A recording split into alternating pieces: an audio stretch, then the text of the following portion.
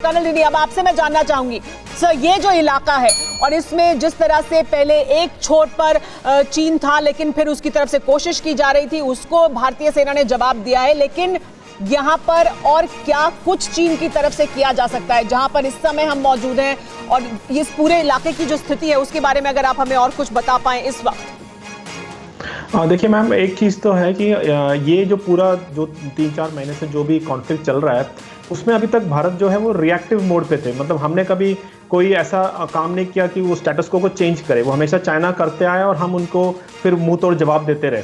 लेकिन ये पहली बार हुआ है कि हमने एक प्रीएम्प्टिव, जिसको एक प्रोएक्टिव ऑपरेशन बोलते हैं, एक मिलिट्री ऑपरेशन था, जहां पर हमने अपने इलाके में ही लाइन ऑफ एक्चुअल कंट्रोल के उस इलाकों में, उन इलाकों में जाकर अपने आप को तैनात किया है, जो अगर हम नहीं करते और अगर वो चाइना आकर वहां पर बैठ जाता तो हमारे लिए एक बहुत बड़ा मुश्किल हो जाता। और आज हम, क्योंकि हम वहां पर है, तो हमें एक स्ट्रैटेजिक और टैक्टिकल एडवांटेज है, जैसे आपके जो कॉरेस्पॉन्डेंट ने पहले बताया कि हमको ऑब्जर्वेशन और बाकी सब चीज़ों को दिखता है आज इस। लेकिन ये अभी जो सिचुएशन है बहुत ही सेंसिटिव सिचुएशन है, क्योंकि चाइना के लिए एक बहुत ही बड़ा एक धक्का है कि इंडिया ने ऐसे कैसे कर लिया करके।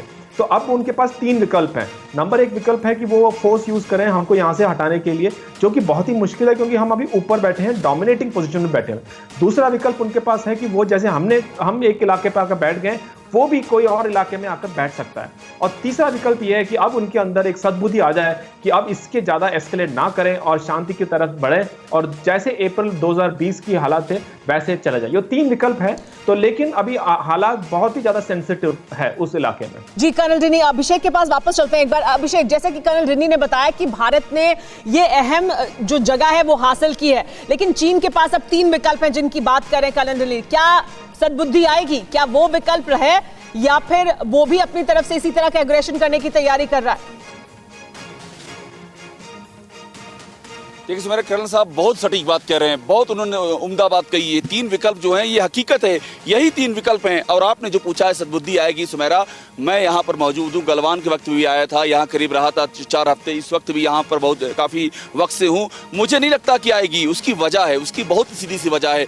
उसकी वजह है इतिहास, उसकी वजह है चीन की स्थितियाँ, चीन की हरकतें, और उसकी वजह LAC को चीन मानता ही नहीं। आप सोचिए कि वो पैंगोंग त्सो जहाँ विवाद हुआ है उसके नॉर्दर्न इलाके में वो कहते हैं कि 8 किलोमीटर वेस्ट में हमारी सीमा है, चीन की सीमा, वो ये कहते हैं। सदर्न पार्ट में जहां अभी चुशुल में के पास विवाद हुआ है, वहां भी वो कहते हैं कि 8 किलोमीटर वेस्ट हमारा है। तो उन्होंने पहले से तय कर रखा है कि 8 किलोमीटर अंदर उनको घुसना है।